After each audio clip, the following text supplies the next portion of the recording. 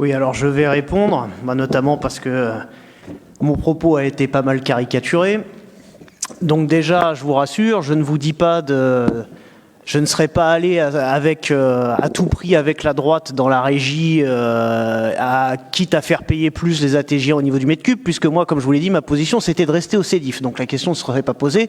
CEDIF, qui, je le précise, d'ailleurs, là aussi, n'est pas un syndicat uniquement composé de communes de droite. C'est la représentation est quand même bien assurée de toutes les sensibilités. D'ailleurs, vous remarquerez que, bien que souvent les régies publiques soient défendues par la sensibilité, on va dire, communiste ou autre, il y a des villes qui sont toujours dans le CEDIF, qui sont de cette sensibilité-là. Voilà, donc je tenais à le préciser.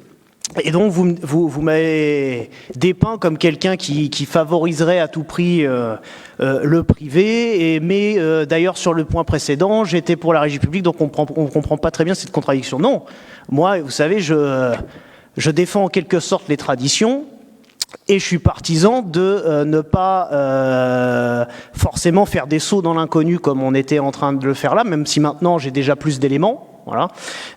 Et la différence avec la régie voirie d'atissement, c'est que la régie voirie d'atissement, on a vu comment elle fonctionnait, on la connaissait. Donc voilà, on savait de quoi on partait, et puis on savait de quoi on allait se séparer.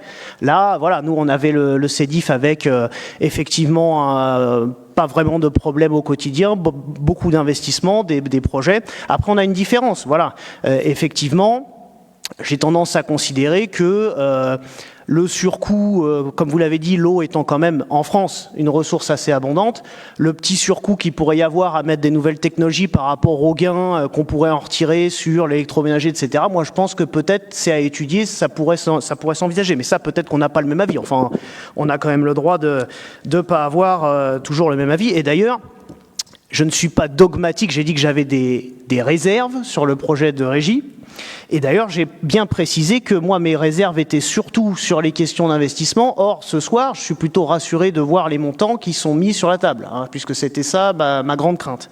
Par contre, du coup, vous n'avez pas répondu à l'une de mes interrogations à ce sujet. Est-ce qu'on pourrait avoir, sur ces investissements, ces montants qui sont quand même considérables, la ventilation, ce qui est pris sous forme d'autofinancement, de dette, etc., qu'on ait une petite idée en fait, de comment sont financés ces investissements sur réseau, parce que si c'est de l'endettement, à un moment donné, ça va coincer, si j'ose dire. Voilà. Donc si vous pouviez me répondre sur ce dernier sujet.